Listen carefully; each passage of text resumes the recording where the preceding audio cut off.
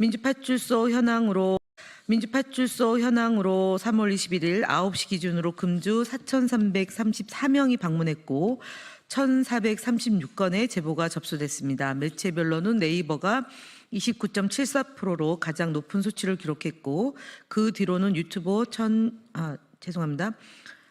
18.11%, SNS가 13.72%, 커뮤니티가 6.89%, 틱톡이 3.76% 순으로 제보되었습니다.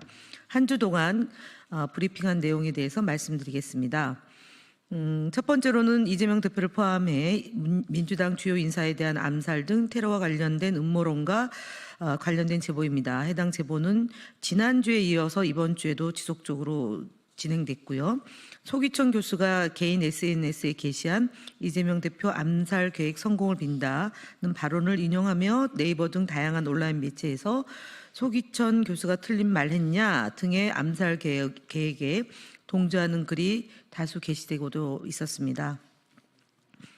두 번째는 탄핵 촉구 시위 중에 고인이 되신 민주당원의 죽음과 관련된 고인 모독과 허위사실이 유포되는 정황과 서부지법에 대한 제2폭동을 암시하는 글 등이 유포되는 정황이 제보되었습니다. 3월 17일 탄핵 촉구 시위 도중 사망한 민주당원과 관련된 기사 댓글에는 휘발유 붓고 자살했으면 민주당이 공사나 유공자로 지정됐을 텐데 안타깝네요. 사망 원인이 이재명 때문이다라며 고인을 모독하는 망언이 있었습니다. 3월 18일 검찰이 김성훈 경호처장 등의 영장을 청구했다는 기사를 인용하며 서부지법을 다시 한번 압박을 넣어야 해요라는 내용의 서부지법 제2의 폭동을 예고하는 글이 게시되었습니다. 셋째로는 재판관과 그 가족을 겨냥해서 심각한 살해 예고 등이 지속적으로 유포되고 있다는 상황입니다. 마지막으로 민주당 또는 특정 인사를 공산당이나 중국과 연관지어 음모론을 유포하는 행위에 대한 제보가 있습니다. 다음으로 현황에 대해서 김동아 의원께 브리핑하겠습니다.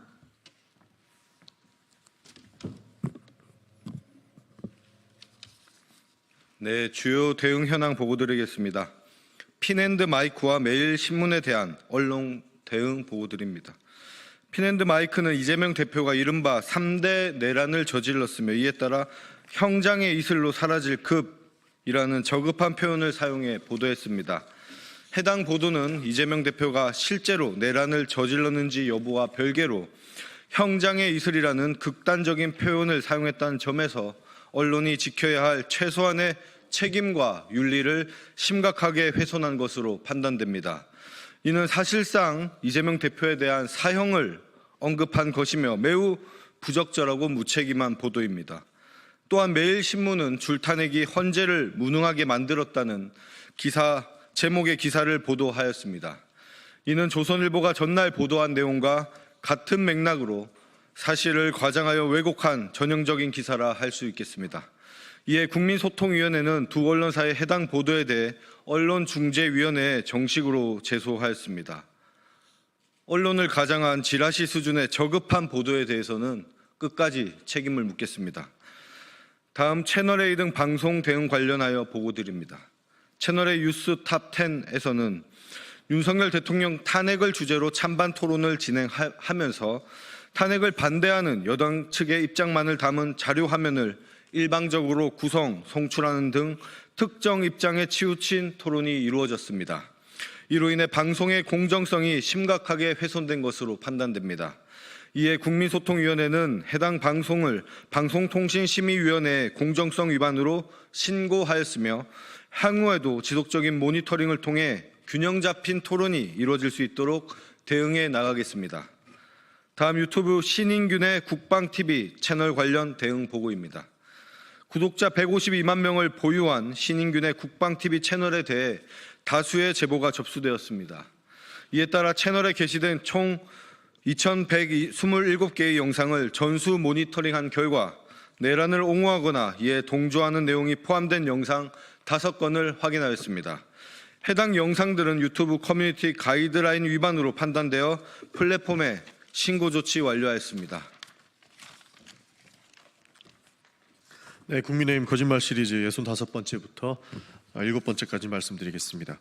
권영세 국민의힘 비상대책위원장이 3월 20일 국민의힘 비대위원회에서 민주당 당비가 이재명 대표 형사 사건을 대리하는 변호사들에게 흘러간 정황이 확인되었다라고 주장하였습니다. 권영세 위원장의 발언은 이재명 대표 개인 재판 비용을 민주당이 지불하고 있다고 대중이 잘못 인지하게끔 진실을 교묘하게 흐리는 악의적인 거짓 선동입니다. 더불어민주당은 이재명 대표 개인 법률 사무에 당비를 사용하지 않습니다. 해당 계약은 당 차원의 법률 대응을 위해 용역을 계약하고 비용을 지출한 것뿐입니다. 국민의힘 또한 소송, 고발 등을 당비로 처리하고 있는 당 차원의 법률 사무가 분명히 있을 것입니다. 악의적인 거짓 선동을 멈추시길 바랍니다.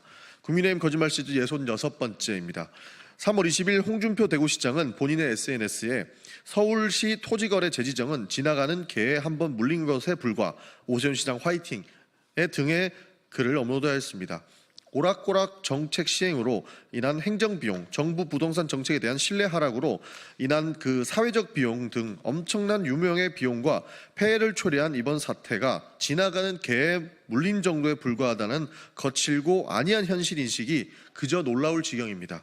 이 사태가 홍준표 시장의 안이한 인식보다 훨씬 심각한 상황을 초래한 정책 실패라는 점에서 홍준표 시장의 발언은 명백한 거짓말로 볼 수 있습니다. 국민의 피해보다 오세훈 시장의 주눅들미 더 걱정되는 듯한 태도는 놀랍습니다. 대체 홍준표 시장은 대구시정을 어떻게 운영하고 있는 것입니까? 이렇게 묻지 않을 수 없습니다. 국민의힘 거짓말 시리즈 67번째도 바로 말씀드리겠습니다.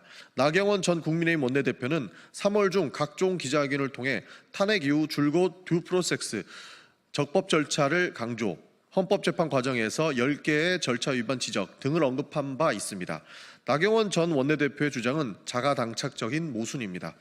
윤석열의 불법 계엄은 국무회의 등 듀 프로세스를 지켰는지 최상목 대행은 마은혁 재판관을 임명하라는 헌재의 결정에 왜 듀 프로세스를 제대로 하지 않고 버티고 있는지 되묻고 싶습니다.